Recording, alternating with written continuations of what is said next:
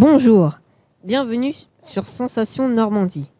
Nous sommes la classe de 4e C du collège Arthur Rimbaud à Saint-Aubin-les-Elbeuf. La France est le pays des libertés. Nous ne pouvons pas commencer cette émission sans donc présenter la Déclaration des droits de l'homme. Ilona, Anaïs et Florian nous la présentent. D'après le site des Nations Unies, un.org, le 10 décembre 1948, les 58 États membres qui constituaient alors l'Assemblée générale ont adopté la Déclaration universelle des droits de l'homme à Paris au Palais de Chaillot. Pour commémorer son adoption, la Journée des droits de l'homme est célébrée chaque année le 10 décembre.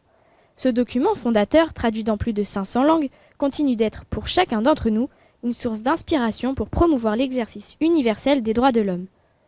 Ilona, Anaïs et Florian nous en donnent une définition. L'Assemblée générale proclame la présente Déclaration universelle des droits de l'homme comme l'idéal commun à atteindre par tous les peuples et toutes les nations, afin que tous les individus et tous les organes de la société ayant cette déclaration constamment à l'esprit s'efforcent, par l'enseignement et l'éducation, de développer le respect de ces droits et libertés. Nous avons travaillé sur la liberté d'expression selon la Déclaration universelle des droits de l'homme de 1948. Toute personne a le droit d'avoir la liberté de pensée, de conscience et de religion. On a le droit d'avoir la liberté de manifester sa religion ou sa conviction seule ou en commun. Nous pensons que la liberté d'expression, c'est la liberté de penser, de pouvoir dire et écrire ce que l'on veut, quand on veut, où on veut. Et on a le droit d'avoir notre opinion. Et il y a aussi la liberté de la presse. On n'a pas le droit de dire des choses discriminatoires, vexantes. Les citoyens peuvent parler, écrire, imprimer librement, sauf à répondre à l'abus de cette liberté dans les cas déterminés par la loi. Le racisme n'est pas une opinion comme une autre, puisqu'elle atteint la personne au cœur de son identité en cherchant à la rabaisser ou à la dénigrer.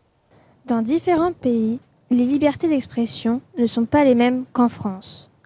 En Arabie Saoudite, une peine de 10 ans de prison est envisageable pour l'ouverture d'un site internet dédié au débat politique.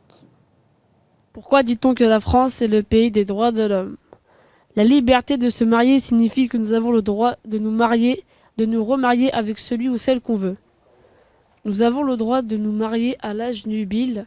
Cela signifie que nous avons le droit de nous marier à un âge considéré comme raisonnable par un pays.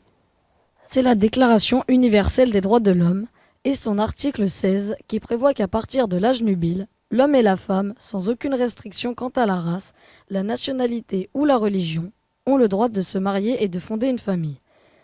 Ils ont des droits égaux au regard du mariage, durant le mariage et lors de sa dissolution. La loi numéro 2013-40 du 17 mai 2013, ouvrant le mariage aux couples de personnes de même sexe, dit mariage pour tous. C'est le code civil créé par Napoléon en 1804 qui fixe les règles du mariage. Depuis 2006, l'homme et la femme ne peuvent plus se marier avant l'âge de 18 ans. Auparavant, c'était 15 ans pour les femmes et 18 ans pour les hommes. Également, l'existence des liens de parenté empêche le mariage. Il est interdit à une personne mariée de se remarier si le premier mariage n'a pas été dissous par le décès, par le divorce ou par la nullité. Dans notre pays, la polygamie est interdite, c'est-à-dire que nous n'avons pas le droit de nous marier avec plusieurs personnes. Parlons maintenant de la liberté religieuse. Celle-ci est le fait de croire à ce que l'on veut ou bien ne croire en rien. La laïcité désigne l'indépendance du clergé, de l'Église et de personnes religieuses par rapport à l'État, peu importe leur croyance. En France, par exemple, selon la Déclaration des droits de l'homme et du citoyen, nul ne doit être inquiété pour ses opinions, même religieuses, pourvu que leurs manifestations ne troublent pas l'ordre public établi par la loi. Ce qui veut dire que tout le monde a le droit de penser, d'avoir sa propre opinion. Il y a des limites à cette liberté. Dans la vie quotidienne, par exemple, un employé ne peut pas porter des signes religieux visibles. Mais avant tout, la France est un pays libre, car dans d'autres pays, la liberté religieuse ou la laïcité n'existe pas. Nous présentons maintenant la liberté d'aller et venir. Une personne est libre d'aller et venir, de circuler librement dans le territoire français, mais certaines ont des limites face à cette liberté. Les personnes assignées à résidence et les personnes faisant l'objet d'interdiction de séjour. L'article 4 de la Déclaration des droits de l'homme et du citoyen consacre le principe de liberté. La liberté d'aller et venir est garantie par l'article 66 de la Constitution du 4 octobre 1958. En France, tout le monde n'a pas les mêmes limites à cette liberté. C'est le cas des 256 000 migrants qui sont entrés en France en 2016. 78 000 migrants en totalité ont demandé le droit d'asile. Toutes ces personnes ne peuvent pas circuler comme elles le veulent dans le pays, car elles n'ont pas de papier d'identité, pas de permis de conduire et n'ont pas de travail.